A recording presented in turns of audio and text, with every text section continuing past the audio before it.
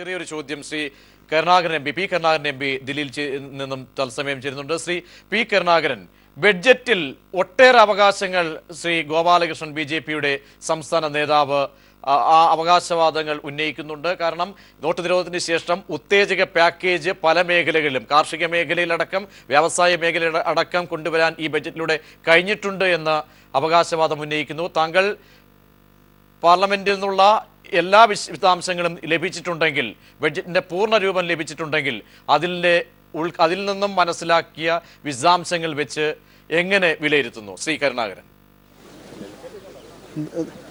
എന്തൊക്കെയോ വേറെ ശബ്ദം കേൾക്കുന്നു.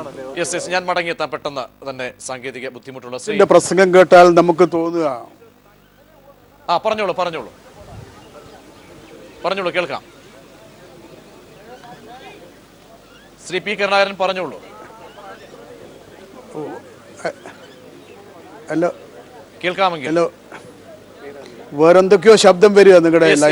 ഞാൻ മടങ്ങിയെത്താം. ഡോക്ടർ എം നജീബ്, ഇതിന്റെ എങ്ങനെ കാണുന്നു താങ്കൾ ഈ ബഡ്ജറ്റിന്റെ എല്ലാ വശങ്ങളും വിലയിരുത്തുമ്പോൾ? കാരണം വ്യാവസായിക മേഖലയുണ്ട്, ടൂറിസം അടക്കം, മാത്രവുമല്ല വിപണി കൂടെ ഉത്തേജകം, അതിന്റെ ഇപ്പോൾ ചലനങ്ങൾ കൂടിയാണ് നേരത്തെ ഉത്തര വിശദീകരിച്ചത്. ഇത്തരത്തിൽ പല ഘടകങ്ങൾ പരിശോധിക്കുമ്പോൾ വ്യാപാര മേഖല ഒക്കെ നോക്കിക്കഴിഞ്ഞാൽ എങ്ങനെയാണ് താങ്കൾ ഈ ബഡ്ജറ്റ്, ഇതിലെ വാഗ്ദാനങ്ങളാണോ അതിനുമപ്പുറത്തേക്ക് യാഥാർത്ഥ്യങ്ങളിലേക്ക് പോയാൽ? ഇതൊരു മിക്സ്ഡ് ഫീലിങ്സ് ക്രിയേറ്റ് ചെയ്യുന്നൊരു ബഡ്ജറ്റാണ്. ഇപ്പോൾ പ്രധാനമായിട്ട് ഇപ്പോൾ അടിസ്ഥാന സൗകര്യ മേഖലയിൽ നല്ല രീതിയിലുള്ള ഒരു ഇൻവെസ്റ്റ്മെൻറ്റ്സിന് ഒരു 4 ലക്ഷം കോടി രൂപയുടെ ഇൻവെസ്റ്റ്മെൻറ്റിന് കൊടുത്തിട്ടുണ്ട്. ദേശീയപാതയിൽ 64,000 കോടി രൂപയുടെ ഇൻവെസ്റ്റ്മെൻറ്റ് കൊടുത്തിട്ടുണ്ട്. ഈ രണ്ടാം നിര നഗരങ്ങളിൽ വിമാനത്താവളങ്ങൾ PPP മോഡലിൽ കൊണ്ടുവരുമെന്ന് പറയുന്നത് വളരെ പ്രധാനപ്പെട്ട ഒരു കാര്യമാണ്. കാര്യം അത് വ്യോമയാന രംഗത്തും അതുപോലെ തന്നെ ടൂറിസം രംഗത്തും ഉണർവ് സൃഷ്ടിക്കാൻ സാധ്യതയുള്ള ഒരു സമീപനമാണത്. പിന്നെ റെയിൽവേയുടെ കാര്യങ്ങളിലും റെയിൽവേ മോഡേണൈസ് ചെയ്യാൻ വേണ്ടിയുള്ള പുതിയ പോളിസീസും കാര്യങ്ങളും, അതുപോലെ തന്നെ ഈ നമ്മളെല്ലാവരും അനുഭവിക്കുന്ന ഒരു വിഷമതയാണ് ബയോ ടോയ്ലറ്റ്സിൻ്റെ പ്രശ്നങ്ങളല്ല. അപ്പോൾ അതൊക്കെ ഒരു പോസിറ്റീവായിട്ടുള്ള പോയിന്റ്സ് ആയിട്ടാണ് ഞാൻ കാണുന്നത്. അതേസമയം തന്നെ ഇപ്പോൾ ടൂറിസത്തിലെ ഫോർ എക്സാമ്പിൾ ഒരു 5 SEZ സോൺസ് സംസ്ഥാന സർക്കാരുമായി സഹകരിച്ച് വരുമെന്ന് പറഞ്ഞിട്ടുണ്ട്. അതും ഒരു പോസിറ്റീവ് പോയിന്റ്. പക്ഷേ സമയബന്ധിതമായി നടപ്പിലാക്കും എന്നുണ്ടെങ്കിൽ മാത്രം. കാര്യം ഇപ്പോൾ ഈ കഴിഞ്ഞ വർഷങ്ങളിൽ ഈ ഗവൺമെൻറ് പ്രഖ്യാപിച്ചിട്ടുള്ള SEZ മേഖലയിൽ 93% ചെയ്തിട്ടില്ല എന്നുള്ള റിപ്പോർട്ടും ഇതിനിടയിൽ വന്നിട്ടുണ്ട്. അപ്പോൾ നടപ്പാക്കുന്നതിന്റെ രീതി അനുസരിച്ചാണ് പ്രഖ്യാപനങ്ങളിലെ. പക്ഷേ ഇന്നത്തെ സാഹചര്യത്തിൽ, കാരണം സാമ്പത്തിക സ്ഥിതിയിലെ പല ചോദ്യങ്ങൾ കൂടി ഉന്നയിക്കുന്ന ആ ഒരു ഘട്ടത്തിൽ ഇതിനൊക്കെ തന്നെയുള്ള പണം, വിഭവ സമാഹരണം ഉണ്ടാവണം. അതൊക്കെ നോക്കുമ്പോൾ അതിന്റെ പൂർത്തീകരണത്തിന് വെറുമൊരു പ്രഖ്യാപനങ്ങളായി മാറുന്ന ഒരു സാഹചര്യമാണോ? അല്ല, ഇത് ഇംപ്ലിമെന്റേഷനാണ് ഏറ്റവും പ്രധാനം എന്ന് പറഞ്ഞാൽ. ഈ ആഗ്രഹങ്ങൾ, അഭിലാഷങ്ങൾ, പോളിസീസ് ഇതൊക്കെ പറയുന്നതിന് യാതൊരു ഫ്രെയിമാണ്. അതാണ് സാധാരണ ബഡ്ജറ്റ് സ്പീച്ചിൽ നമ്മൾ കണ്ടുവരുന്നത്, സ്റ്റേറ്റ് ഗവൺമെന്റ് ആണെങ്കിലും സെൻട്രൽ ഗവൺമെന്റ് ആണെങ്കിലും. പക്ഷെ അതിന്റെ ഇംപ്ലിമെന്റേഷൻ എത്ര ശതമാനം കൃത്യമായി നടപ്പിലാക്കി എന്നുള്ളതനുസരിച്ചിട്ടാണ് നമ്മൾ ആക്ച്വലി ഒരു ബഡ്ജറ്റിന്റെ ഫൈനൽ റിസൾട്ടിലേക്ക് വരേണ്ടത്. അങ്ങനെ വിലയിരുത്താൻ കഴിയുള്ളൂ. ബഡ്ജറ്റ് എപ്പോഴും സ്വപ്നങ്ങളും ആഗ്രഹങ്ങളും അതിനനുസരിച്ചുള്ള അലോക്കേഷൻസ്, പക്ഷേ അത് ഇംപ്ലിമെന്റ് ചെയ്യാന്നുള്ളത് നമുക്ക് എപ്പോഴും കണ്ടുവരുന്നത് ഒരു 50% മുകളിൽ ഇംപ്ലിമെന്റേഷൻ എവിടെയും കണ്ടുവരുന്നില്ല. അതിനകത്തുള്ള ശ്രദ്ധ കേന്ദ്രീകരിക്കലാണ്. അപ്പോൾ അതിനൊരു മോണിറ്ററിംഗ് സിസ്റ്റം ഉണ്ടോ? അപ്പം നമ്മുടെ ഇപ്പം തന്നെ ഇതിനകത്ത് പറഞ്ഞിട്ടുണ്ട്, ഫോറിൻ ഇൻവെസ്റ്റ്മെന്റ്സ് വളരെയധികം അത്യാവശ്യമാണ്. വിദേശ നിക്ഷേപ നയം തീർച്ചയായിട്ടും പോസിറ്റീവ് ആക്കണം എന്നുള്ളത് കൊണ്ട് ഫോറിൻ ഇൻവെസ്റ്റ്മെന്റ് ബോർഡ് പിരിച്ചുവിട്ട് പകരം സംവിധാനം ഏർപ്പെടുത്തുമെന്ന് പറയുന്നുണ്ട്. പക്ഷേ എന്താണ് എന്നുള്ളത് അവിടെയും കൃത്യമായി പറഞ്ഞിട്ടില്ല എന്നുള്ളതാണ് അതിനകത്ത് വേറെ കാര്യം. രണ്ടാമത്തെ കാര്യം തന്നെ വളരെ പ്രധാനപ്പെട്ട ഒരു കാര്യം, ഈ 2016-17 വരെ ഈ ഡിമോണിറ്റൈസേഷൻ്റെ ഇഫക്റ്റ് അതിൽ കൂടുതൽ പോകില്ല എന്ന് പറഞ്ഞൊരു സ്റ്റേറ്റ്മെൻ്റ് ഉണ്ട്. അപ്പോൾ അങ്ങനെ പറയുന്നൊരു സ്റ്റേറ്റ്മെൻറ്റിൻ്റെ അർത്ഥം എന്താണെന്ന് വെച്ച് കഴിഞ്ഞാൽ ഡിമോണിറ്റൈസേഷൻ എല്ലാ തലത്തിലും അഫക്റ്റ് ചെയ്തതായി ഗവൺമെൻറ് സമ്മതിക്കുന്നു എന്നുള്ളതാണ് അതിൻ്റെ ഏറ്റവും വലിയ യാഥാർത്ഥ്യം. അവിടെ തന്നെ 2016-17 കൂടുതൽ പോകില്ല, വ്യവസായ മേഖല മുന്നോട്ട് പോകുമെന്ന് ഉറപ്പിച്ച് പറയാനുള്ള കാരണങ്ങൾ ഒന്നും പറഞ്ഞതായി കാണുന്നില്ല. അപ്പോൾ നമ്മൾ അതാണ് ഞാൻ പറയുക, ഈ പോസിറ്റീവ് സൈഡ്സ് പറയുമ്പോഴത്തേക്ക് ലോകത്ത് ഒരു രാജ്യത്ത് പോലും ഒരു ക്യാഷ്ലെസ് സംവിധാനം നിലവിലില്ല. ഒരു രാജ്യത്ത് പോലും. ഇപ്പോൾ നേരത്തെ ഉള്ളതിനേക്കാൾ, ഞാൻ നേരത്തെ കേട്ടില്ല, അതുകൊണ്ട് ഞാൻ പറയാം, നേരത്തെ ഉള്ളതിനേക്കാൾ സ്ട്രോങ് ആയിട്ടുള്ള ഡിജിറ്റൽ സംവിധാനങ്ങളാണ് ഗവൺമെൻറ് കൊണ്ടുവരുന്നത്. ചില കാര്യങ്ങൾ വളരെ നല്ലതാണ്. ഇപ്പോൾ ഫോർ എക്സാമ്പിൾ ചെക്ക് ബൗൺസിങ് കേസസിൻ്റെ കാര്യം പറഞ്ഞു. അപ്പോൾ ഇപ്പോൾ ഈ നമ്മുടെ ഗൾഫ് കൺട്രീസിലെല്ലാം ഉള്ളതാണ് we cannot issue a cheque unless there is money in the bank. അപ്പോൾ അങ്ങനെ കബളിപ്പിക്കൽ പരിപാടികളൊന്നും നടക്കുന്നത് അതെല്ലാം നല്ല കാര്യങ്ങളാണ്. അതൊക്കെ നമ്മൾ പോസിറ്റീവായിട്ട് തന്നെ കാണും. അതേ സമയം തന്നെ ജനങ്ങൾക്ക് ഈസായിട്ടുള്ള രീതിയിലുള്ള ട്രാൻസാക്ഷൻസ്, ഫൈനാൻഷ്യൽ ട്രാൻസാക്ഷൻസ് ഉണ്ടായില്ലെങ്കിൽ കൂടുതൽ വൈഷമ്യങ്ങളിലേക്ക് എത്തിച്ചേരും. ഒന്ന്. രണ്ട്, അതിന്റെ പരിധി എത്ര? ഞാൻ അതിലേക്ക് താങ്കളിലേക്ക് Shri P Karunakaran M P താങ്കൾ കേൾക്കാമല്ലോ. കേൾക്കാമെങ്കിൽ ഈ ബഡ്ജറ്റ് ഊന്നൽ നൽകുന്ന കാർഷിക മേഖലയിലടക്കം വൻ പദ്ധതികളുടെയൊക്കെ തന്നെ പ്രഖ്യാപനമുണ്ട്. എങ്ങനെയാണ് നിങ്ങൾ ഈ ബഡ്ജറ്റിലെ മൊത്തത്തിൽ അതിന്റെ വിശദാംശങ്ങൾ ലഭിച്ചിട്ടുണ്ടെങ്കിൽ വിലയിരുത്തുന്നത്?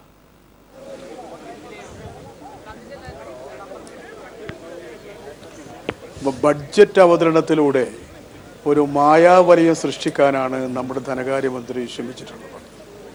സാധാരണഗതിയിൽ ബഡ്ജറ്റ് നമ്മൾ പരിശോധിക്കുക കഴിഞ്ഞ വർഷത്തെ അലോക്കേഷനും ഈ പ്രാവശ്യത്തെ അലോക്കേഷനുമായി ബന്ധപ്പെട്ടുകൊണ്ടാണ്. ഇവിടെ നേരത്തെ സൂചിപ്പിച്ചതുപോലെ ഈ ഗവൺമെൻറ് വന്നതിന് ശേഷം നവംബർ 8 കൊണ്ടുവന്ന നോട്ട് പിൻവലിക്കൽ നടപടി, അതിൻ്റെ ഭാഗമായിട്ട് പാർലമെൻറ്റ് കഴിഞ്ഞ പ്രാവശ്യം സ്തംഭിച്ച സമയത്ത് അവർ പറഞ്ഞില്ല എന്താ കാരണമെന്നുള്ളത്. ഞങ്ങൾ വിചാരിച്ചു റിസർവ് ബാങ്ക് ഗവർണർ പറയും, പ്രധാനമന്ത്രി പറയും, അതല്ലെങ്കിൽ ഈ പ്രാവശ്യം ധനകാര്യമന്ത്രി പറയുമെന്നുള്ളത്. പക്ഷെ കള്ളനോട്ട് എത്രയാണ്, കള്ളപ്പണം എത്രയാണ് എന്നുള്ളത് ഒരക്ഷരവും പറയാൻ ഈ ബഡ്ജറ്റിലും ധനകാര്യമന്ത്രി തയ്യാറായിട്ടില്ല. അതിൻ്റെ അർത്ഥം കള്ളപ്പണത്തിനെതിരായിട്ടുള്ള സമരമാണ് ഞങ്ങൾ നടത്തുന്നത് എന്നുള്ള പ്രസ്താവന പൂർണ്ണമായും തെറ്റാണ് എന്നുള്ളതാണ്. കള്ളപ്പണത്തിനെതിരായിട്ട് ഉള്ള ഏത് നടപടിയെയും ഞങ്ങൾ അംഗീകരിക്കുന്നതാണ്. ഇനി ബഡ്ജറ്റിലേക്ക് പോവുകയാണെങ്കിൽ ഏറ്റവും പ്രധാനപ്പെട്ടത് കാർഷിക മേഖല തന്നെയാണ്. നിങ്ങൾ ചൂണ്ടിക്കാണിച്ചതുപോലെ കാർഷിക മേഖല ഇന്ന് 5 സംസ്ഥാനങ്ങളിൽ വളരെ ശക്തമായിട്ടുള്ള ഡ്രൗട്ടാണ്. അതേപോലെ തന്നെ കാർഷിക ഉൽപ്പന്നങ്ങളുടെ വില വല്ലാത്ത രീതിയിൽ കുറഞ്ഞിരിക്കുകയാണ്. ഈ സമയത്ത് കാർഷിക മേഖലയ്ക്ക് വേണ്ടി നീക്കിവെച്ച കൂടുതൽ സംഖ്യ 3000 കോടി രൂപ മാത്രമാണ്. ഇപ്പോൾ ഇവിടെ പറയുന്നുണ്ടല്ലോ കാർഷിക മേഖലയ്ക്ക് വലിയ സംഖ്യ നീക്കിവെച്ചു എന്നുള്ളത്. ഈ 5 സംസ്ഥാനങ്ങൾക്ക് ആവശ്യമായിട്ടുള്ള സഹായവും അതുപോലെ തന്നെ വിലത്തകർച്ചയും കൊണ്ട് ബുദ്ധിമുട്ടുന്ന കൃഷിക്കാരെ സഹായിക്കാൻ ഇത് തീരെയും മതിയാവുന്ന ഒന്നല്ല. അതുകൊണ്ട് കാർഷിക മേഖലയെ സംബന്ധിച്ചിടത്തോളം ഈ സഹായം വളരെ വളരെ അപര്യാപ്തമാണ്. നമ്മുടെ പാർലമെൻറ്റ് പാസ്സാക്കിയ തൊഴിലുറപ്പ് പദ്ധതി, അതിൽ ഓരോ വർഷവും സംഖ്യ കൂടി വരേണ്ടതാണ്. 200 ദിവസം തൊഴിൽ നൽകുമെന്നുള്ളതായിരുന്നു ഗവൺമെൻറ് പറഞ്ഞത്. പക്ഷേ ഇപ്പോൾ 501 കോടി രൂപ മാത്രമാണ് ഈ ബഡ്ജറ്റിൽ വർദ്ധിപ്പിച്ചത്. തൊഴിലുറപ്പ് പദ്ധതിയിൽ ഡബിളായി എന്ന് പറയുമ്പോൾ കഴിഞ്ഞ പ്രാവശ്യത്തെ ബഡ്ജറ്റ് എസ്റ്റിമേറ്റും അതുപോലെ തന്നെ റിവൈസ്ഡ് ബഡ്ജറ്റും എടുത്ത് നോക്കിയാൽ 501 കോടി രൂപയുടെ വർധനവ് മാത്രമാണ് ഉള്ളത്. പ്രധാനമന്ത്രി ആവാസ് യോജന 9000 കോടി രൂപ മാത്രമാണ് വർധനവ് ഉണ്ടായിട്ടുള്ളത്. PMGSY ആണ് വളരെ ശക്തമായിട്ട് ഇവർ പറയുന്നത് 133 കിലോ ഒരു ദിവസം ഉണ്ടാകുമെന്നുള്ളതാണ്. പക്ഷേ അതിൻ്റെ അലോക്കേഷൻ എടുത്ത് പരിശോധിച്ച് നോക്കിയാൽ കഴിഞ്ഞ പ്രാവശ്യത്തെക്കാളും ഒരു പൈസ പോലും വർധനവ് ഉണ്ടായിട്ടില്ല. പ്രധാനമന്ത്രി MP-മാരോട് പറഞ്ഞു, നിങ്ങൾ ഒരു പ്രത്യേക പ്രധാനമന്ത്രി പറഞ്ഞത് ഓരോ MP-യും ഒരു ഗ്രാമം ദത്തെടുക്കണം എന്നുള്ളതാണ് സൻസദ് എന്ന നിലയിൽ. പക്ഷേ ഒരു പൈസ പോലും ഈ ബഡ്ജറ്റിൽ ഉൾക്കൊള്ളിക്കാൻ വേണ്ടിയിട്ട് കഴിഞ്ഞിട്ടില്ല. ഇപ്പോൾ സംസ്ഥാനങ്ങളെ സംബന്ധിച്ചിടത്തോളം വലിയ രീതിയിൽ സംഖ്യ നൽകി എന്നുള്ളതാണ് പറയുന്നത്. യഥാർത്ഥത്തിൽ കഴിഞ്ഞ പ്രാവശ്യത്തെ അപേക്ഷിച്ച് 9.84 ലക്ഷം എന്നുള്ളത് 10 ലക്ഷം കോടി എന്ന നിലയിലാണ് വരുന്നത്. എവിടെയാണ് സംസ്ഥാനങ്ങൾക്ക് ഇപ്പോൾ ഫെഡറൽ സംവിധാനത്തിൽ കൂടുതൽ സഹായം നൽകണം, അതുപോലെ തന്നെ മെച്ചപ്പെട്ട കേന്ദ്ര സംസ്ഥാന ബന്ധം വരണമെന്ന് പറയുമ്പോൾ അത് നമ്മുടെ ഈ കണക്കെടുത്ത് നോക്കിയാൽ നമുക്ക് കാണാൻ കഴിയുന്നതല്ല. NRHM ഗ്രാമീണ മേഖലയെ സംബന്ധിച്ചിടത്തോളം ഏറ്റവും അധികം സഹായം നൽകേണ്ട ഒന്നാണ്. പക്ഷേ ആകെ 5000 കോടി രൂപയാണ് നൽകിയിട്ടുള്ളത്. ആരോഗ്യരംഗത്ത് കുതിച്ചുചാട്ടം ഉണ്ടാക്കുമെന്ന് പറയുമ്പോൾ ഈ 5000 കോടി രൂപ കൊണ്ട് എങ്ങനെയാണ് ഗ്രാമീണ മേഖലയിൽ ആവശ്യമായിട്ടുള്ള സംവിധാനം നമുക്ക് ഉണ്ടാക്കാൻ വേണ്ടി കഴിയുക? ഇവിടെ ഏറ്റവും പ്രധാനപ്പെട്ട മറ്റൊരു കാര്യം, നമ്മുടെ രാജ്യത്തെ സംബന്ധിച്ചിടത്തോളം പ്രത്യേകിച്ച് കേരളത്തിൻ്റെ ആംഗിളെടുത്ത് പരിശോധിച്ചു നോക്കിയാൽ നമുക്ക് കാണാൻ വേണ്ടി കഴിയും, നമ്മുടെ NRE എന്ന് പറഞ്ഞാൽ വിദേശ ജീവനക്കാർ ഒരു പൈസ പോലും അതിനു വേണ്ടിയിട്ട് നീക്കി വെക്കാൻ വേണ്ടി തയ്യാറായിട്ടില്ല. കേരളത്തിൻ്റെ സ്ഥിതിയിൽ ഏറ്റവും പ്രധാനപ്പെട്ട ഒന്നാണ് നമ്മുടെ പരമ്പരാഗത വ്യവസായങ്ങൾ. ആ പരമ്പരാഗത വ്യവസായങ്ങൾ കശുവണ്ടി, കയറ്, കൈത്തറി, ബീഡി, പരമ്പരാഗത മത്സ്യമേഖല, ഈ മേഖലക്ക് പ്രത്യേകമായിട്ടുള്ള യാതൊരു പാക്കേജും പ്രഖ്യാപിക്കാൻ വേണ്ടിയിട്ട് ഗവൺമെന്റ് തയ്യാറായിട്ടില്ല. ശ്രീ പി കരുണാകരൻ, അതായത് അതിന് ഇവിടെ BJP-യുടെ പ്രതിനിധി പറയുന്ന ഒരു ന്യായീകരണം, അതായത് BJP ഭരിക്കുന്ന സംസ്ഥാനങ്ങൾ ഒട്ടനവധിയുണ്ട്, അല്ലെങ്കിൽ ആ മറ്റ് എടുത്തു പറഞ്ഞുകൊണ്ടുള്ള മറ്റ് സംസ്ഥാനങ്ങൾക്കൊന്നും തന്നെ കാര്യമായ പ്രഖ്യാപനങ്ങൾ നടത്തിയിട്ടില്ല. മാത്രവുമല്ല ഇത്തവണത്തെ സാഹചര്യങ്ങളൊക്കെ തന്നെ ഉണ്ട്, കേരളത്തോടുള്ള അവഗണന ഉണ്ടായിട്ടില്ല എന്ന് വ്യക്തമായി തന്നെ പറയുന്നു. ഇവിടെ ഒരു എല്ലാ തവണയും പറയുന്നത് പോലെ യഥാസമയങ്ങളിൽ നമുക്ക് ബോധ്യപ്പെടുത്താൻ കേന്ദ്രത്തിന് മുന്നിലേക്ക് കഴിയാറില്ല പലപ്പോഴും പ്രോജക്റ്റുകൾ. ഇത്തവണ നമുക്ക് അങ്ങനെ ഒരു പാളിച്ച പറ്റിയിട്ടില്ല എന്ന് തന്നെ പലരും അഭിപ്രായപ്പെടുന്നുണ്ട്. ഇടതുപക്ഷത്തിൻ്റെ അടക്കമുള്ള ആളുകളൊക്കെ തന്നെ കേരളത്തിൻ്റെ ഭാഗം ചേർന്ന് പറയുന്നുണ്ട്. എന്താണ് അവിടെ സംഭവിച്ചത്? കേന്ദ്രത്തിന് ന്യായീകരിക്കാൻ അല്ലെങ്കിൽ കേരളത്തിലെ BJP അണികൾക്കൊക്കെ ന്യായീകരിക്കാൻ കഴിയാവുന്ന വസ്തുതകളാണോ അത്?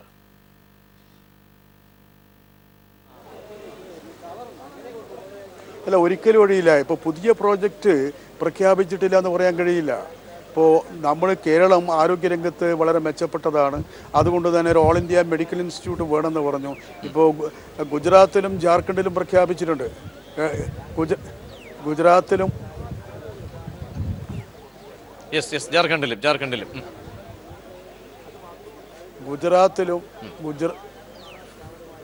പറഞ്ഞോളൂ കേൾക്കാം. ഗുജറാത്തിലും ജാർഖണ്ഡിലും ഓൾ ഇന്ത്യ ഇൻസ്റ്റിറ്റ്യൂട്ട് പ്രഖ്യാപിച്ചിട്ടുണ്ട്. ഞാൻ അതിനെതിരല്ല. പക്ഷേ കേരളം തുടർച്ചയായിട്ട് ആവശ്യപ്പെടുന്ന ഒന്നാണല്ലോ അത്. അപ്പോൾ പുതിയ പദ്ധതി പ്രഖ്യാപിച്ചിട്ടില്ല എന്താണ് പറയാൻ കഴിയുക? ഇപ്പോൾ നമ്മുടെ ഫുഡ് സെക്യൂരിറ്റി ഞാൻ താങ്കളിലേക്ക് മടങ്ങിയെത്താം. ശ്രീ ഡോക്ടർ KN ഗംഗാധരൻ, ഇവിടെ നേരത്തെ സൂചിപ്പിച്ചതുപോലെ ചില പൊള്ളയായ രീതിയിൽ പ്രഖ്യാപനങ്ങളിലേക്ക് പോകുമോ എന്ന ആശങ്ക ശ്രീ EM നജീബ് നേരത്തെ നല്ല കാര്യങ്ങളാണെന്ന് പറയുന്നുണ്ട്, പ്രഖ്യാപനങ്ങളൊക്കെ. പക്ഷേ ഇവിടെ സൂചിപ്പിച്ചതുപോലെ നമ്മൾ പല കാര്യങ്ങളും ഒരുപക്ഷെ കറണ്ട് അക്കൗണ്ട് കമ്മിയുണ്ട്, ധനക്കമ്മി 3.2 എത്തിക്കണം, ഇങ്ങനെ വലിയ ഞാണിന്മേൽ കളിയിലൂടെ കടന്നു പോകുമ്പോൾ അവിടെ നമ്മുടെ ഇപ്പോഴത്തെ സാമ്പത്തിക സ്ഥിതി അത് റെക്ടിഫൈ ചെയ്യാനുള്ള മാർഗങ്ങൾ യഥാവിധി വന്നിട്ടുണ്ടോ? അത്തരം സംശയങ്ങൾ നിലനിൽക്കുന്നു. അതുകൊണ്ടൊക്കെ തന്നെ ഇത്തരം പ്രഖ്യാപനങ്ങളുടെ പൂർത്തീകരണം താങ്കളെ കൂടി സംശയത്തിനിട നൽകുന്നുണ്ട്. സാമ്പത്തിക സ്ഥിതി പരിശോധിക്കുമ്പോൾ നമ്മൾ ഊന്നൽ നൽകേണ്ട പല കാര്യങ്ങളിൽ ഒന്ന് നമ്മുടെ രാജ്യത്തെ ബാങ്കുകളുടെ സ്ഥിതിയെ സംബന്ധിച്ചാണ്. ദേശസാൽകൃത ബാങ്കുകൾ അവ വാസ്തവത്തിൽ നമ്മുടെ സമ്പദ് വ്യവസ്ഥയുടെ കരുത്തായിട്ടാണ് കരുതപ്പെട്ടിരുന്നത്, കരുത്തായിട്ടാണ് തുടരുന്നതും. എന്നാൽ അടുത്ത കാലത്തായിട്ട് ഈ ദേശസാൽകൃത ബാങ്കുകൾ വൻ പ്രതിസന്ധി നേരിട്ടുകൊണ്ടിരിക്കുകയാണ്. അവയുടെ ലാഭനിരക്കാണെങ്കിൽ നിരന്തരം ഇടിഞ്ഞുകൊണ്ടിരിക്കുന്നു. അവരുടെ നിലനിൽപ്പ് തന്നെ ചോദ്യം ചെയ്ത കോതിലേക്കാണ് കാര്യങ്ങൾ പോകുന്നത്. അതിനുള്ളൊരു പ്രധാനപ്പെട്ട കാരണം വൻതോതിൽ വൻകിട കമ്പനികൾക്ക് വായ്പ കൊടുക്കുകയും ആ വായ്പകൾ ഒന്നുപോലും തിരിച്ച് മുതലും പലിശയും തിരിച്ചു കിട്ടാതിരിക്കുകയും ചെയ്യുന്ന ഒരു സ്ഥിതി. അതെ, അത് കിട്ടാക്കടമെന്ന നിലയ്ക്ക് ഏതാണ്ട് ഇപ്പോൾ സെപ്റ്റംബറിലെ കണക്കനുസരിച്ച് 2016 സെപ്റ്റംബറിലെ കണക്കനുസരിച്ച് 6.30 ലക്ഷം കോടി രൂപയുടെ നിഷ്ക്രിയ ആസ്തി എന്നാണ് പറയുന്നത്. കിട്ടാക്കടമെന്നും പച്ച മലയാളത്തിൽ പറയാം.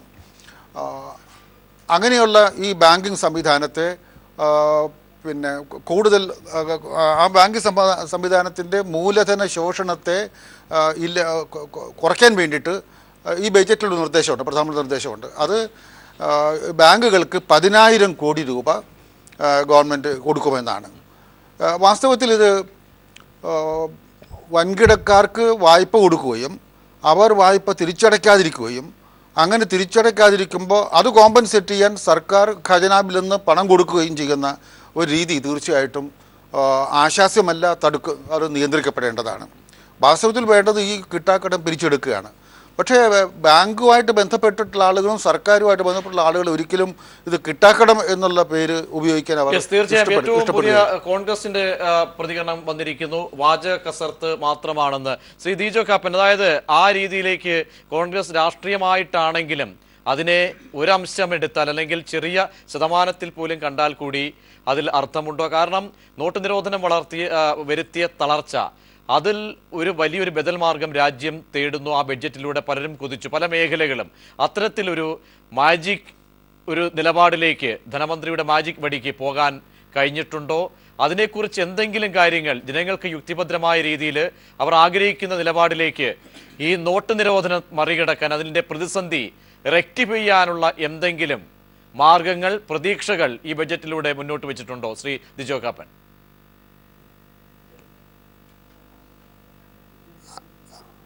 കറൻസി റദ്ദാക്കൽ മൂലം സാമ്പത്തിക വളർച്ചയിലുണ്ടായ ഗണ്യമായ കുറവ് കുറയ്ക്കാൻ നികുതി ഇളവുകൾ നൽകിയും റദ്ദാക്കി അത്രയും കറൻസികൾ തിരിച്ച് മാർക്കറ്റിൽ കൊണ്ടുവന്നും മാത്രമേ ഈ തകർച്ചയിൽ നിന്ന് ഇന്ത്യ രക്ഷിക്കാൻ കഴിയുള്ളൂ എന്നാണ് സാമ്പത്തിക വിദഗ്ധർ പറയുന്നത്. പക്ഷേ അതിനകത്തൊരു നിർദ്ദേശം ഇതിനകത്ത് കാര്യമായിട്ട് കണ്ടിട്ടില്ല. വീണ്ടും പറയുന്നത് 3 ലക്ഷത്തിൽ കൂടുതൽ ഉള്ളത് ഡിജിറ്റൽ സംവിധാനത്തിലൂടെ മാത്രമേ ട്രാൻസാക്ഷൻ നടത്താൻ കഴിയുള്ളൂ. അതായത് ഈ ഷോർട്ടേജ് വന്നിരിക്കുന്ന അല്ലെങ്കിൽ ഇപ്പോൾ മാർക്കറ്റിൽ നിന്ന് പിൻവലിക്കപ്പെട്ട കറൻസികൾ വരുന്നുണ്ടോ ഇല്ലയോ എന്നുള്ളത് ധനമന്ത്രിയുടെ പ്രസംഗത്തിൽ സൂചിപ്പിച്ചിട്ടില്ല. പിന്നെ ഡിജിറ്റൽ സിസ്റ്റം വളരെ നല്ലതാണ്, യാതൊരു സംശയവുമില്ല. കുറേ കൂടി സുതാര്യതയും അതുപോലെ തന്നെ കള്ളത്തരം കാണിക്കുവാനുള്ള ശേഷി, അങ്ങനെയുള്ളവരുടെ ഒരു ശേഷി കുറയുകയും ചെയ്യും. പക്ഷേ ഇന്ത്യയിലെ സ്ഥിതി കേരളം പോലെയല്ലല്ലോ. ഇന്ത്യയിലെ ഇതുവരെയായിട്ടും ഒരു ബാങ്കിൻ്റെ ബ്രാഞ്ച് ചെല്ലാത്ത മേഖലകൾ ഒക്കെയുണ്ട്. അതും കൂടി മുന്നിൽ കണ്ടുകൊണ്ട് വേണം ഇന്ത്യയെ കാണാൻ. ഇപ്പം ബഡ്ജറ്റ് അവതരിപ്പിക്കുമ്പോൾ നമ്മൾ ഇന്ത്യ ഒന്നായി കാണുന്നു എന്ന് ബഹുമാനപ്പെട്ട ഗോപാലകൃഷ്ണനെ പോലെയുള്ളവർ പറഞ്ഞു, നല്ല സങ്കല്പമാണ്. പക്ഷേ ഇന്ത്യയിലെ ജനങ്ങളിൽ എത്ര പേരാണ് സാക്ഷരത ഉള്ളവർ? അതിൽ എത്ര പേർക്ക് ഈ മൊബൈൽ ഫോൺ വഴി ബാങ്ക് അക്കൗണ്ടുകൾ മാറാൻ അല്ലെ ഈ പേയ്മെൻറ്റ് നൽകാൻ കഴിയും എന്നുള്ളതൊക്കെ കൂടുതൽ പഠന വിഷയമാക്കേണ്ടതാണ്. ഇവിടെ ഇപ്പോൾ കോൺഗ്രസ്, ഞാൻ മുമ്പ് സൂചിപ്പിച്ചത് ഇത്രയേ ഉള്ളൂ, കോൺഗ്രസ് വന്നാലും ഇതിവിടെ NDA ഭരണത്തിൽ വന്നാലും റെയിൽവേയുടെ കാര്യത്തിലൊക്കെ ഏത് കാലഘട്ടങ്ങളിലും കേരളത്തോട് അവഗണന. അതിൻ്റെ ഒരു പ്രധാന കാരണം റെയിൽവേയുടെ ഭരണം എന്നും മദ്രാസിൽ നിന്നാണ് കേരളത്തിൻ്റെ ഭാഗം. അപ്പോൾ അതിനാണ് ഞാൻ മുമ്പേ സൂചിപ്പിച്ചതുപോലെ തന്നെ കൂട്ടായ ഒരു ശ്രമം ഉണ്ടാകണമെന്ന്. പിന്നെ ബഹുമാനപ്പെട്ട ഗോപാലകൃഷ്ണൻ എനിക്ക് മറുപടി പറയാനായിട്ട് ശ്രമിച്ചു, മുഴുവനായി പറഞ്ഞില്ല. അദ്ദേഹം ഒരു കാര്യം കൂടി ഒന്ന് സൂചിപ്പിക്കണം, അല്ലെങ്കിൽ മറുപടി പറഞ്ഞാൽ കൊള്ളാമെന്നുണ്ട്. അതായത് 2.5 വർഷം മുമ്പ് BJP അധികാരത്തിൽ വന്നപ്പം അന്ന് ഞങ്ങളെപ്പോലെയുള്ള കർഷകരോട് പറഞ്ഞിരുന്നത്, സ്വാമിനാഥൻ കമ്മീഷൻ്റെ റിപ്പോർട്ടിൽ പറയുന്നുണ്ടായിരുന്നു, കാർഷിക മേഖലയിൽ നിന്ന് കൃഷിക്കാർ ഒഴിഞ്ഞു പോകുന്നു, അത് കൃഷി ഇപ്പോൾ ലാഭകരമല്ലാതായി വന്നിരിക്കുന്നു. നമ്മുടെ കേരളത്തിലാണ് നെല്ലുൽപാദന മേഖലയിലൊക്കെ ഉണ്ടായിരിക്കുന്ന വർദ്ധിച്ച കുറവ്. അപ്പോൾ അതിന് BJP പറഞ്ഞിരുന്നത്, അവരുടെ പ്രകടന പത്രികയിൽ 27.2 പറഞ്ഞിരുന്നത്, ഉൽപാദന ചെലവിൻ്റെ 50% കൂടി വരുമാനം വരത്തക്ക ഒരു ഉറപ്പ്, അല്ലെങ്കിൽ അത് ഞങ്ങൾ കോട്ട് ചെയ്താൽ ഉണ്ടാകുമെന്നാണ്. പക്ഷെ ഇപ്പം ബഡ്ജറ്റിൽ പറയുന്നത് ഇനി 2.5 കൊല്ലമാണ് ഈ ഗവൺമെന്റ് ഉള്ളത്. വരുന്ന 5 കൊല്ലം കൊണ്ട് ഞാൻ മടങ്ങിയെത്താം. തുടരുന്നുണ്ട് സാമ്പത്തിക വിദഗ്ധ. ഉത്തരയിലേക്ക് എത്തുന്ന മുമ്പ് ഡോക്ടർ EM നജീബ്, അതായത് ഇവിടെ ഒരു വൈരുദ്ധ്യമാണ് ചൂണ്ടിക്കാട്ടിയത്. കാരണം ഈ ഡിജിറ്റൽ ഇക്കോണമി, ഈ പേയ്മെന്റ് സിസ്റ്റം ഒക്കെ വലിയ തോതിൽ നമ്മൾ തുടർച്ച പ്രഖ്യാപിച്ച, നേരത്തെ നോട്ട് നിരോധനം നടപ്പാക്കിയ ശേഷം തുടർന്ന നടപടികൾ, അതിന് തുടർച്ചയ്ക്കായിട്ടുള്ള നിരവധി പദ്ധതികൾ. അതേസമയം രാജ്യത്തെ ദാരിദ്ര്യ മേഖലയെ ആണ് മുഖമുദ്ര, അത് പുനരുദ്ധീകരിക്കാനുള്ള വലിയ പദ്ധതികൾ, കൈത്താങ്. അപ്പോൾ ഇതിലൊരു വൈരുദ്ധ്യം, അതായത് പ്രാപ്തിയായിട്ടില്ല രാജ്യം ഈ വലിയ ഈ ഡിജിറ്റൽ സംവിധാനത്തെ നെഞ്ചിലേറ്റ് വാങ്ങാൻ. അത് യാഥാർത്ഥ്യമല്ലേ? അങ്ങനെ ഒരു വൈരുദ്ധ്യം കൂടി നമ്മൾ കാണേണ്ടതല്ലേ? ഈ ബഡ്ജറ്റിൽ പോലും ഇത്തരത്തിൽ 2 ദിശ അത് ചർച്ച ചെയ്യപ്പെടേണ്ടതല്ലേ? നമ്മളെല്ലാവരും അനുഭവിച്ചുകൊണ്ടിരിക്കുന്നൊരു കാര്യമാണിത്. Concept is very good, excellent. പക്ഷേ ഒൺലി തിങ് ഈസ് അതിൻ്റെ ഇംപ്ലിമെൻറ്റേഷൻ സിസ്റ്റമാറ്റിക്കായിട്ട് നടത്തേണ്ട ഒരു വലിയ രാജ്യമാണ് ഇന്ത്യ എന്ന് പറയുന്നത്. അപ്പോൾ അത് പല വർഷങ്ങളായി മാത്രം നടത്താൻ പറ്റുന്നൊരു കാര്യമാണ്. ഒറ്റയടിക്ക് ഗവൺമെൻറ് നടത്തിയതിൻ്റെ ഫലമായിട്ടാണ് അതിൻ്റെ ശിക്ഷ ജനം മുഴുവൻ അനുഭവിച്ചുകൊണ്ടിരിക്കുന്നത്. അപ്പോൾ അതിനകത്ത് തീർച്ചയായിട്ടും അതിനകത്തുള്ള കുറച്ച് ഇളവുകൾ പ്രതീക്ഷിച്ചുകൊണ്ടുള്ള ഒരു ബഡ്ജറ്റാണ് നമ്മുടെ പ്രതീക്ഷയിലുണ്ടായിരുന്നത്. പക്ഷേ ഇളവുകൾ ഇല്ല എന്ന് മാത്രമല്ല, അതിനകത്ത് കൂടുതൽ കർക്കശമാക്കുന്ന നിലപാടുകളാണ് ഗവൺമെൻറ് നടപ്പാക്കാൻ കഴിയുമെങ്കിൽ ഏറ്റവും നല്ല കാര്യം തന്നെയാണ്. അതിനകത്ത് യാതൊരു അഭിപ്രായ വ്യത്യാസമില്ല. അതോടൊപ്പം തന്നെ കാണേണ്ട വേറൊരു കാര്യം, ധനമന്ത്രി തന്നെ പറഞ്ഞിരുന്നെങ്കിൽ നമ്മുടെ ടാക്സ് നെറ്റ് എന്ന് പറയുന്നത് വളരെ കുറവാണ്. അതായത് 10 ലക്ഷത്തിൽ കൂടുതൽ ടാക്സ് കൊടുക്കുന്ന ആൾക്കാരുടെ, അല്ലെങ്കിൽ ടോട്ടൽ ടാക്സ് കൊടുക്കുന്ന ആൾക്കാരുടെ സംഖ്യ എന്ന് പറയുന്നത് നമ്മൾ 120 കോടിയുള്ളപ്പോൾ 1.79. അപ്പോൾ അതിൻ്റെ അർത്ഥം എന്താണെന്ന് പറഞ്ഞാൽ, ഒരു കാര്യത്തിൽ നമുക്ക് നികുതി ഇളവിന്റെ പരിധി അത് അതാണ് ഞാൻ പറയാൻ വന്നത്. ആ പോയിന്റ് പറയാൻ വേണ്ടിയാണ് ഞാൻ ഇത് പറയുക. അപ്പോൾ അതിനകത്തുള്ള രണ്ട് കാര്യങ്ങളുണ്ട്. ഒന്ന് എന്ന് പറയുന്നത്, ഒരു രീതിയിൽ നോക്കുകയാണെങ്കിൽ നമുക്ക് ടാക്സ് നെറ്റ് ഇൻക്രീസ് ചെയ്യാൻ കഴിയും, നിർബന്ധമായിട്ട് കഴിയും. കാര്യം അതിന് ധനമന്ത്രി തന്നെ ഒരുപാട് കണക്കുകൾ പറയുന്നുണ്ട്. കാറ് വാങ്ങിയ കണക്കുകളും വിദേശയാത്ര നടത്തിയ കണക്കുകളും എല്ലാം തന്നെ അദ്ദേഹം തന്നെ പറയുന്നുണ്ട്. അപ്പോൾ തീർച്ചയായിട്ടും ഈ 1.79 crores എന്ന് പറയുന്നത് പ്രോബബ്ലി 5 കോടിയായിട്ടോ മറ്റേ ഇൻക്രീസ് ചെയ്യാൻ കഴിയുമെങ്കിൽ ഗവൺമെൻറ് അത്രയധികം ശ്രമിക്കുകയാണെങ്കിൽ. പക്ഷേ എന്നാൽ പോലും ഒരു വലിയ അന്തരം ഈ സാമ്പത്തികമായ നമ്മുടെ കപ്പാസിറ്റിയിൽ ഉണ്ട് എന്നുള്ളത് യാഥാർത്ഥ്യമാണ്. അതിനകത്ത് തന്നെ തെളിയുന്നതാണ്. ഒന്ന്, ടാക്സ് കൊടുക്കാത്ത ആൾക്കാരുടെ കാര്യം. രണ്ട്, എത്രത്തോളം ടാക്സ് നെറ്റ് കൊണ്ടുവന്നു കഴിഞ്ഞാലും ടാക്സ് കൊടുക്കാൻ കഴിയാത്ത ആൾക്കാരാണ് 95% ആൾക്കാർ എന്നുള്ളതിൻ്റെ ഏറ്റവും വലിയ തെളിവാണ് ഇത്. ഒന്ന്. രണ്ട്, ഗവൺമെൻറ് തന്നെ പറഞ്ഞൊരു കാര്യം എന്ന് പറഞ്ഞാൽ, ധനമന്ത്രി തന്നെ പറഞ്ഞ കാര്യം എന്ന് പറഞ്ഞാൽ, ഈ നമ്മുടെ ഈ ടാക്സ് വലിയ, അതായത് അപ്പോൾ കുറച്ച് ജനങ്ങൾ മാത്രമാണ് നിരന്തരമായി ടാക്സിന് വിധേയമായിക്കൊണ്ടിരിക്കുന്നത്. അപ്പോൾ 2019 കൂടി ടാക്സ് 30% നിന്ന് 25% അതിൽ താഴെയോ കൊണ്ടുവരുന്ന ഒരു പ്രഖ്യാപനം ഉണ്ടാകും എന്ന് പറഞ്ഞു. അപ്പോൾ തീർച്ചയായിട്ടും കഴിഞ്ഞ വർഷം ഉണ്ടായപ്പോൾ ഇപ്പോൾ 2017 വന്നപ്പോൾ തീർച്ചയായിട്ടും അറ്റ്ലീസ്റ്റ് ഒരു 2%ഓ 3%ഓ കുറയ്ക്കുന്ന ഒരു സംവിധാനം ഉണ്ടാകണമായിരുന്നു. അപ്പോൾ കൂടുതൽ ആൾക്കാരെ ടാക്സ് കൊടുക്കാനായിട്ട് അട്രാക്ട് ചെയ്യാൻ കഴിയുമായിരുന്നു. ആ പ്രഖ്യാപനം ഉണ്ടായില്ല എന്നുള്ളത് ഒരു കാര്യം. അപ്പോൾ ടാക്സ് കൊടുക്കുന്നവർ തന്നെ വീണ്ടും പിന്നെ 50 ലക്ഷത്തിൽ കൂടുതൽ വരുമാനമുള്ള 10 ലക്ഷത്തിൽ കൂടുതൽ വരുമാനമുള്ളവർക്ക് 50 ലക്ഷത്തിൽ കൂടുതൽ വരുമാനമുള്ളവർക്ക് 10% സർചാർജ് വരുന്ന ഒരു സിറ്റുവേഷൻ ഉണ്ടായി. രണ്ടാമത് ടാക്സ് ഇളവ് കൊണ്ടുവന്നപ്പോൾ തന്നെ അതിനകത്ത് ആകെപ്പാടെയുള്ള ബെനിഫിറ്റ് എന്ന് പറയുന്നത് ധനമന്ത്രിയുടെ തന്നെ കണക്കനുസരിച്ച് 12,500 രൂപയുടെ ബെനിഫിറ്റ് മാത്രമാണ് ഇത്രയധികം 10%, 5% ആക്കുകയും 2 ലക്ഷം 5 ലക്ഷം ആക്കുകയും ചെയ്തപ്പോൾ ഉണ്ടായത്. അപ്പോൾ ഇതിനകത്തെല്ലാം കാണുന്നത് പറഞ്ഞാൽ എവിടെയോ ചില പാകപ്പിഴകൾ അല്ലെങ്കിൽ എവിടെയോ ചില സ്വാതന്ത്ര്യ കുറവില്ലായ്മ ധനമന്ത്രിക്ക് തന്നെ ഉണ്ടോ? കാര്യം സാമ്പത്തിക ഈ എടുത്ത തീരുമാനങ്ങളിലുള്ള പാളിച്ചകളുടെ സീരിയസ് ആയിട്ട് കൺസിഡർ ചെയ്യേണ്ട കാര്യം. 10 സ്കീംസ് ഫോക്കസ് ചെയ്തുകൊണ്ടാണ് ഈ ബഡ്ജറ്റ് പ്രഖ്യാപനം തുടങ്ങിയത്. അപ്പോൾ ശരിക്കും പറയാൻ ഒരുപാട് പ്രതീക്ഷകൾ നൽകിയതാണ്. പക്ഷേ ഫൈനാൻഷ്യൽ മാനേജ്മെന്റ് സിസ്റ്റം വന്നപ്പോൾ നമുക്ക് ഒരു രീതിയിലുള്ള പ്രതീക്ഷകളും ഉണ്ടായില്ല എന്നുള്ളത് നിർഭാഗ്യകരമാണ്. ഇപ്പൊ ഉത്തരവ് പറഞ്ഞതുപോലെ ഇവിടെ എന്താണ്, ഞാൻ അതുകൊണ്ട് ശ്രീ നജീബ് മടങ്ങിയെത്ത ഉത്തര കേൾക്കാൻ കഴിയുന്നുണ്ടെങ്കിൽ, അതായത് നിങ്ങൾ സൂചിപ്പിച്ചതുപോലെ ഈ വിപണിയിലെ വലിയ ഒരു ഉത്തേജനം ഇപ്പോൾ പ്രഖ്യാപനം കഴിഞ്ഞിരിക്കുന്നതിന് ശേഷം കണ്ട ഈ ഒരു ഉയർച്ച, അത് എവിടെയാണ്? അതിൻ്റെ ഒരു പൾസ് എവിടെ നിന്നാണ്? കാരണം ബഡ്ജറ്റിലെ ഏതൊക്കെ നിർദ്ദേശങ്ങൾ, അതേ നിർദ്ദേശങ്ങൾ ഒരുപക്ഷെ വിപണിയിൽ സാധ്യമാകുമ്പോൾ മറുവശത്ത് വലിയ അർത്ഥത്തിൽ പല മേഖലകളിലും ഒരുപക്ഷെ ഞെരുക്കങ്ങൾ ഉണ്ടാകുന്ന പല ഘട്ടങ്ങളും ഉണ്ടാകും. കാർഷിക മേഖലയടക്കം പല മേഖലയിൽ വിപണിയിൽ നിങ്ങൾക്ക് കണ്ട ഈ ചാഞ്ചാട്ടം, അതിനാധാരമായ ഘടകങ്ങൾ.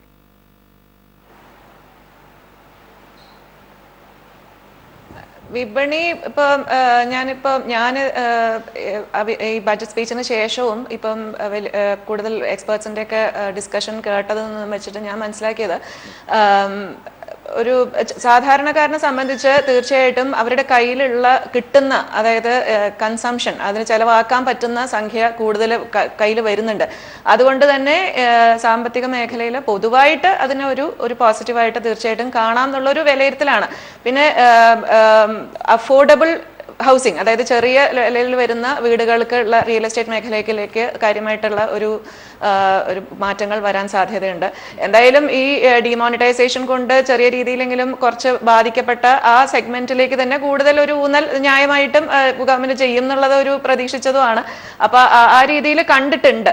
അപ്പൊ ഇങ്ങനെയുള്ള അതായത് ഇപ്പൊ ഈ റൂറൽ സെക്ടറിലേക്ക്, ഗ്രാമീണ മേഖലയിലേക്കും ഇതിലേക്ക് 24% കൂടുതൽ സംഖ്യ അതിലേക്ക് പോയിട്ടുണ്ട്. കാർഷിക മേഖലയിലേക്കും കാർഷിക വളർച്ച 1-2% നമ്മൾ ഉണ്ടായിരുന്ന ലെവലിൽ 4% വളർച്ച നമ്മൾ പ്രതീക്ഷിക്കുന്നുണ്ട്.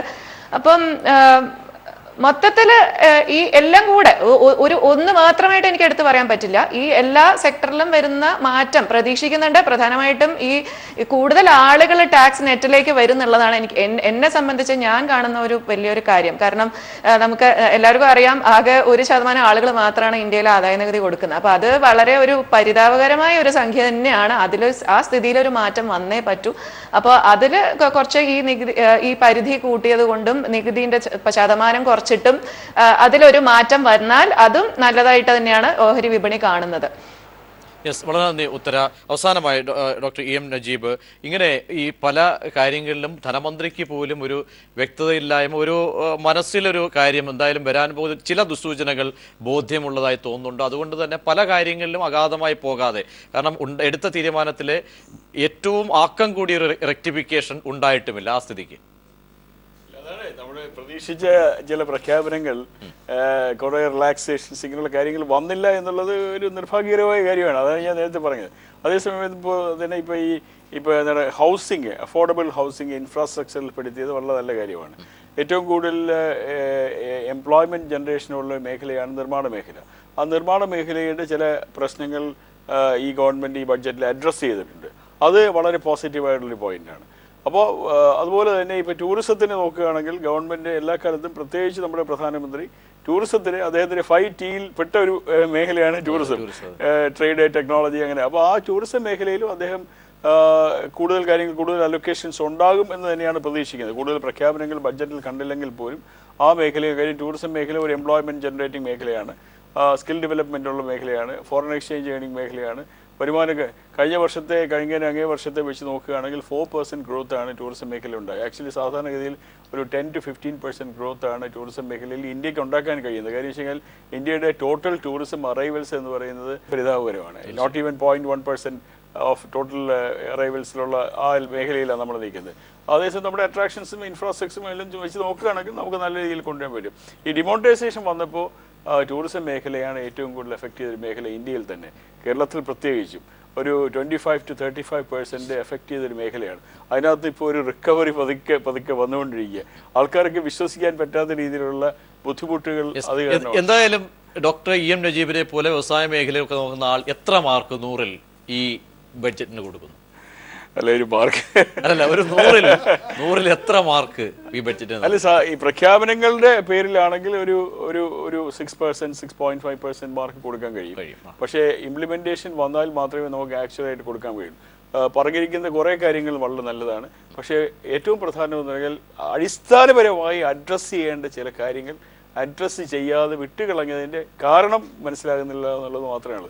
അല്ലെങ്കിൽ definitely it is a energising budget. ജനപ്രിയത തോന്നുന്നുണ്ട്. അതെ, ഡെഫിനറ്റ്ലി. പിന്നെ മാത്രമല്ല ഇലക്ഷൻ വരുന്നത് കൊണ്ട് തീർച്ചയായിട്ടും ഇലക്ഷന്റെ ഒരു ആംഗിൾ കൂടെ ഈ ബഡ്ജറ്റിൽ ഉണ്ടെന്നുള്ളൂ. അത് നാച്ചുറലായിട്ട് ഗവൺമെന്റ് ചെയ്തൊരു കാര്യമാണ്, ഏത് ഗവൺമെന്റ് ആണെങ്കിൽ. തീർച്ചയായും മറ്റതിഥികൾ തുടരുന്നു, അതിലേക്ക് എത്താം. ഇപ്പോൾ BJP വക്താവ് MS കുമാർ കൂടി തത്സമയം നമ്മോടൊപ്പം ചെയ്യും. ബഡ്ജറ്റ് വിശകലനങ്ങൾ തുടരുമ്പോൾ പി കരുണാകരൻ MP അദ്ദേഹം തുടരുകയാണ്. അദ്ദേഹം MP-മാരുടെ മീറ്റിംഗിൽ പങ്കെടുക്കാനുള്ള തിരക്കിലുമാണ്. ശ്രീ പി കരുണാകരൻ MP, അതായത് അല്പം ബഡ്ജറ്റ് വിട്ട് ഒരു ചർച്ചയിലേക്ക് പോയി കഴിഞ്ഞാൽ ഇന്നിപ്പോൾ പാർലമെന്റിനുള്ളിൽ നമുക്കൊക്കെ തന്നെ വലിയ അനുശോചനം രേഖപ്പെടുത്തേണ്ട ഒരു നിമിഷം. നമ്മുടെ MP E അഹമ്മദ് ഓർമ്മയായ ദിനം. പാർലമെന്റിലെ പല കീഴ്വഴക്കങ്ങളും പല MP-മാരും ഇന്ന് പാർലമെന്റിൽ ചൂണ്ടിക്കാണിക്കുന്നുണ്ടായിരുന്നു. മല്ലികാർജ്ജുന ഖാർഗെ അടക്കം ഒച്ച വെച്ച് പാർലമെന്റിൽ ഇക്കാര്യങ്ങൾ പറയുന്നുണ്ട്. അതിനപ്പുറത്തേക്കൊക്കെ പോയി ഒരു ബഡ്ജറ്റ് അവതരണത്തിലേക്ക് പോകുമ്പോൾ നിങ്ങളൊക്കെ ഈ നിമിഷം കഴിഞ്ഞ് ഇനി അടുത്ത മീറ്റിങ്ങിലേക്ക് കടക്കുന്നു, അനുശോചനത്തിനായി പോകുന്നു. അതൊക്കെ അതിൻ്റെ പ്രക്രിയകളാണ്. ഒരു കീഴ്വഴക്കം അട്ടിമറിച്ചു എന്ന ആരോപണം എന്തുകൊണ്ടാണ് മുന്നോട്ട് വീണ്ടും വീണ്ടും ആവർത്തിക്കുന്നത്? BJP-യുടെ വക്താവ് ശ്രീ MS കുമാർ കൂടി ഇവിടെ തുടരുന്നുണ്ട്.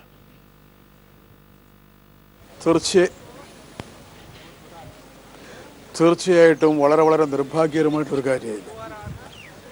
കാരണം ശ്രീ അഹമ്മദ് പാർലമെന്റിലെ ഏറ്റവും സീനിയർ മോസ്റ്റ് ലീഡറാണ്. മാത്രമല്ല, കാരണം വന്നതിന് വ്യത്യസ്തമായി പ്രധാനമന്ത്രിയുടെ കേന്ദ്ര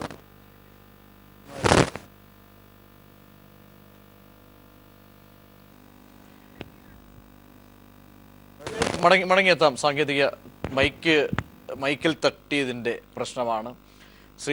ക്ലിയർ ചെയ്യാം. ശ്രീ MS കുമാർ, അതായത് ഈ ഞാൻ ആ ചോദിച്ച ചോദ്യം ബഡ്ജറ്റിന് അപ്പുറത്തേക്കുള്ള കാര്യമാണ്, കണക്കുകൾക്ക് അപ്പുറത്തേക്കുള്ള ചില ഓർമ്മപ്പെടുത്തലുകൾ. പാർലമെന്റിന് ചില കീഴ്വഴക്കങ്ങളുണ്ട്. ഒരു സിറ്റിംഗ് MP അദ്ദേഹം പരിണിതപ്രജ്ഞനാണ്. 25 വർഷക്കാലം പാർലമെന്റിനെ പ്രതിനിധീകരിക്കുന്ന ഒരു വ്യക്തിയാണ്. അദ്ദേഹത്തിൻ്റെ വിയോഗ ദിവസം അതും പാർലമെന്റിന്റെ നടുത്തളത്തിലാണ് കുഴഞ്ഞു വീണും അദ്ദേഹം ഓർമ്മയാകുന്നത്. ഈ നിമിഷമൊക്കെ പരിഗണിച്ചുകൊണ്ട് ഇന്ന് തന്നെ ബഡ്ജറ്റ് അവതരിപ്പിക്കുന്നത് ചില കീഴ്വഴക്കങ്ങളുടെ ലംഘനമാണെന്ന് പ്രതിപക്ഷം ഒന്നടങ്കം ആരോപിക്കുന്നുണ്ടെങ്കിൽ? അഹമ്മദിനെ വളരെ സീനിയറായ ഒരു പാർലമെൻ്റ് അംഗം, കേരളത്തിലെ എല്ലാവരും ആദരിക്കുന്ന ഒരു രാഷ്ട്രീയ നേതാവ്, അദ്ദേഹത്തിൻ്റെ അന്ത്യം ശരിക്കും ദുഃഖകരമാണ്. അതിൽ ഞാൻ എൻ്റെയും എൻ്റെ പാർട്ടിയുടെയും അനുശോചനം അറിയിക്കുക. അതോടൊപ്പം കീഴ്വഴക്കം പറഞ്ഞു. കീഴ്വഴക്കം അങ്ങനെ അല്ലാതെയും ഉണ്ട്. ഏത് കീഴ്വഴക്കമാണ് സർക്കാർ പാലിച്ചു എന്നുള്ളതേ ഉള്ളൂ. വർഷം ഞാൻ ഓർക്കുന്നില്ല, എങ്കിലും 1973 74 ഒരു കേന്ദ്രമന്ത്രി മരിച്ചപ്പോൾ തന്നെ അന്ന് ബജറ്റ് അവതരിപ്പിച്ച ഒരു കീഴ്വഴക്കവും ഉണ്ട്. അപ്പോൾ കീഴ്വഴക്കം എന്ന് പറഞ്ഞാൽ അങ്ങനെയുള്ള കീഴ്വഴക്കവും ഉണ്ട്, അവതരിപ്പിക്കാത്ത കീഴ്വഴക്കവും ഉണ്ട്. ചില തെറ്റായ ചില പ്രവണതകൾ അതൊക്കെ എന്തിനു വേണ്ടിയായിരുന്നു?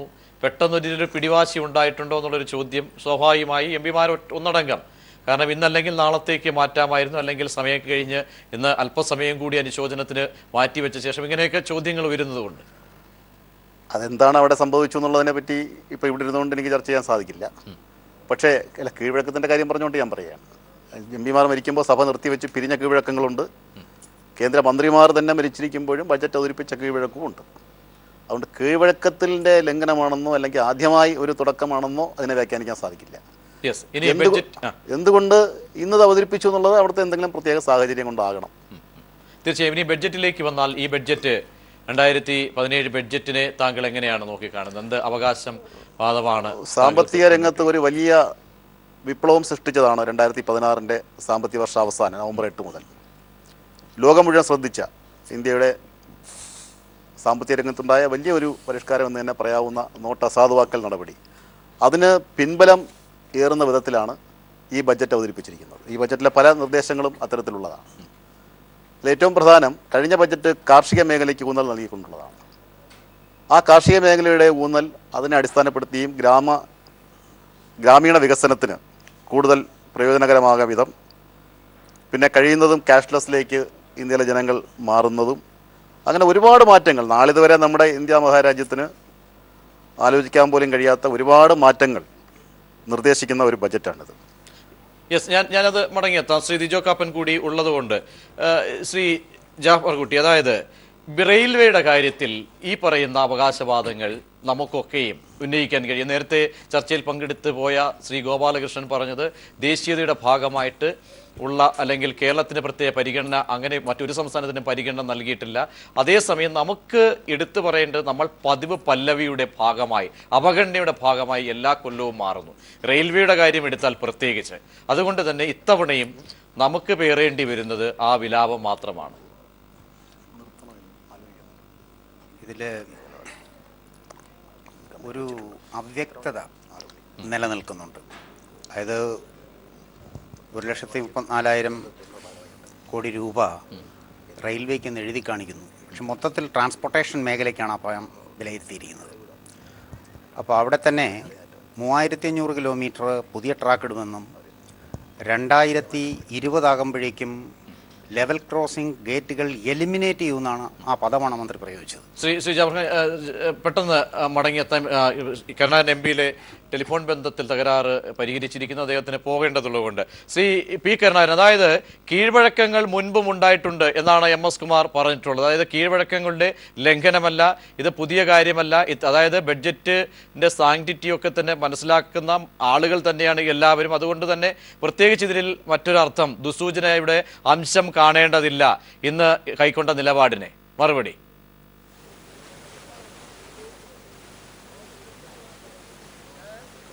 യഥാർത്ഥത്തിൽ ഈ അഹമ്മദിനോടുള്ള ഒരു അനാദരവ് വന്നിട്ടുണ്ട് എന്നുള്ള അഭിപ്രായമാണ് പൊതുവിലുള്ളത്. കാരണം ഇന്നലെ സെൻട്രൽ ഹാളിൽ വെച്ച് ജോയിന്റ് സെക്ഷനിൽ പ്രസിഡന്റ് പ്രസംഗിച്ചു കൊണ്ടിരിക്കുന്ന സമയത്താണ് അദ്ദേഹം കുറഞ്ഞത്. ആ സമയത്ത് തന്നെ പ്രധാനമന്ത്രിയുടെ ഡോക്ടർ പരിശോധിച്ചു, വളരെ പെട്ടെന്ന് RMLലേക്ക് എത്തിച്ചു. അവിടെ ഞങ്ങൾ എത്തുമ്പോഴത്തേക്ക് അദ്ദേഹം യഥാർത്ഥത്തിൽ മരിച്ച സ്ഥിതിയിലായി. പക്ഷെ പിന്നീട് പെട്ടെന്നാണ് അദ്ദേഹത്തെ മറ്റൊരു യൂണിറ്റിലേക്ക് മാറ്റുന്നത്. മാത്രമല്ല അതിനുശേഷം ഒരാളെയും കാണാൻ അനുവദിച്ചില്ല. സോണിയാഗാന്ധി പോയി, രാഹുൽ ഗാന്ധി പോയി, ഞങ്ങളെല്ലാവരും പോയി. ഇപ്പോൾ അവരുടെ മക്കൾ തന്നെ, അദ്ദേഹത്തിൻ്റെ കുട്ടികൾ തന്നെ പരാതി കൊടുത്തിരിക്കുകയാണ്, ഞങ്ങളുടെ സ്വന്തം പിതാവിനെ കാണാൻ അനുവദിച്ചില്ല എന്നുള്ളത്. വലിയ പ്രതിഷേധത്തിന് ശേഷമാണ് രാത്രി 2:40 മരിച്ചു എന്നുള്ളത് വരുന്നത്. ഇത് തന്നെ ഒരു അനാദരവാണ്. ഒന്ന്, യഥാർത്ഥത്തിൽ ഗവൺമെൻറ് ഉത്തരവാദിത്തമുണ്ടോ ഇല്ലയെന്ന് അറിയത്തില്ല, പക്ഷേ ഇതൊരിക്കലും നമ്മൾക്ക് അംഗീകരിക്കാൻ കഴിയുന്ന ഒന്നല്ല. രണ്ടാമത്തത്, ഇന്ന് രാവിലെ ഞങ്ങൾ ഷി അഹമ്മദിൻ്റെ മൃതദേഹം വെച്ച സ്ഥലത്ത് ഞങ്ങളെല്ലാ എം പിമാരുണ്ടായിരുന്നു കേരളത്തിൽ.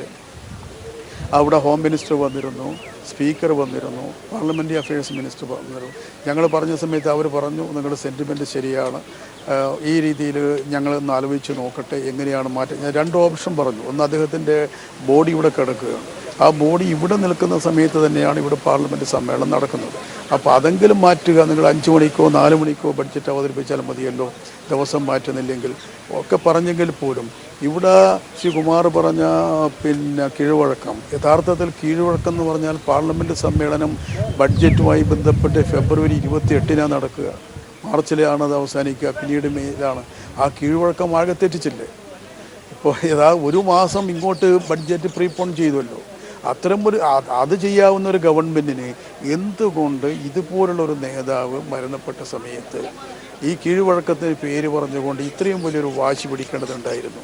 ഞാൻ മനസ്സിലാക്കുന്നത് ആദ്യം പാർലമെൻ്റ് സെക്രട്ടേറിയറ്റ് ഒഴിവാക്കണമെന്നുള്ള അഭിപ്രായമാണ് പറഞ്ഞത്. പിന്നീട് ധനകാര്യ മന്ത്രാലയമാണ് നിർബന്ധമായിട്ട് ബഡ്ജറ്റ് ഇത് തന്നെ അവതരിപ്പിക്കണമെന്ന നിലയിലേക്ക് എത്തിച്ചത്. അതുകൊണ്ടാണ് കേരളത്തിലെ എം പിമാർ ബഡ്ജറ്റിനോടുള്ള അനാദരവല്ല, അതിനുപരി ഞങ്ങളെ സംബന്ധിച്ചിടത്തോളം ഞങ്ങളുടെ ഒരു സഹപ്രവർത്തകൻ്റെ ഒരു നേതാവ് അദ്ദേഹത്തിൻ്റെ ഡെഡ് ബോഡിയുടെ കിടക്കുന്ന സമയത്ത് അവിടെ പോയിട്ട് ഇരിക്കുക എന്നുള്ളത് സ്വാഭാവികമായിട്ടും കഴിയുന്ന കാര്യമല്ല. കേരളത്തിലെ എല്ലാ എം പിമാരും ഇറങ്ങി വരാനുള്ള കാരണം അതാണ്. അതുകൊണ്ട് ഇതിൽ ഒരു അനാദരവ്, കീഴ്വഴക്കം സാധാരണഗതിയിൽ സിറ്റിംഗ് എം പി ഇതുവരെ ഞാനീ വന്ന 3 ടേമിലായാലും സിറ്റിംഗ് എം പി മരിച്ചാൽ അവിടെ അന്നൊക്കെ പാർലമെൻറ്റ് അനുശോചനത്തിന് ശേഷം പാർലമെൻറ്റ് നിർത്തിവെച്ചിരുന്നു, പിന്നീടാണ് ചേരുക. ഏതോ ഒരു കാലഘട്ടത്തിലുണ്ടായതാണ് ഇപ്പോൾ പറയുന്നതെങ്കിൽ അങ്ങനെയാണെങ്കിൽ അതാ ഞാൻ ചോദിച്ചത്, ഫെബ്രുവരി 28 അവതരിപ്പിക്കേണ്ട ബഡ്ജറ്റ് ഇവിടെ ഇന്ന് ഇപ്പോൾ 1-ാം തീയതി അവതരിപ്പിച്ചതിന് എന്ത് സാങ്കത്യമുള്ളത്, ഏത് കാരണം പറയാൻ കഴിയുക? അപ്പോൾ അതൊരു അഡ്മിനിസ്ട്രേറ്റീവ് പർപ്പസ് എന്ന നിലയിലാണ് പറയുന്നത്, ഫിനാൻഷ്യൽ ഇയറുമായിട്ട് ബന്ധപ്പെട്ട്. അത് നിങ്ങൾക്ക് ചെയ്യാമെങ്കിൽ ഇതുപോലുള്ളൊരു കാര്യത്തിൽ നാളെ ബഡ്ജറ്റ് അവതരിപ്പിച്ചാലോ ഇന്ന് വൈകുന്നേരം അവതരിപ്പിച്ചാലോ എന്ത് പ്രയാസം ഉണ്ടാവുക? ഇത് യഥാർത്ഥത്തിൽ ആളുകളുടെ വല്ലാത്ത രീതിയിൽ വേദനിപ്പിച്ചിട്ടുണ്ട് എന്നുള്ളത് ഗവൺമെൻറ് കാണണം.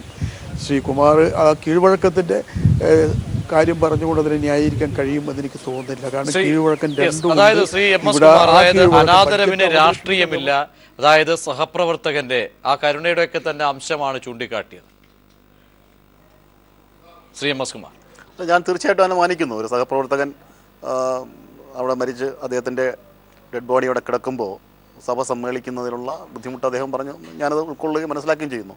പക്ഷേ എന്തുകൊണ്ട് അത് അവതരിപ്പിച്ചു എന്നുള്ള ചോദ്യത്തിന് എനിക്ക് മറുപടി പറയാൻ അറിയില്ല. അതെന്തെങ്കിലും കാരണങ്ങൾ കൊണ്ടായിരിക്കും എന്ന് ഞാൻ വിചാരിക്കുന്നത്. തക്കതായ കാരണമില്ലെങ്കിൽ ഒരു സർക്കാരും അതിന് തയ്യാറാകും എന്നും കരുതുന്നില്ല. വളരെ നന്ദി ശ്രീ പി കരുണാകരൻ. ചർച്ചയിലേക്ക് അദ്ദേഹത്തിന് തുടർ ചർച്ചകളിലേക്കൊക്കെ തന്നെ കടക്കേണ്ടതുള്ളതുകൊണ്ട്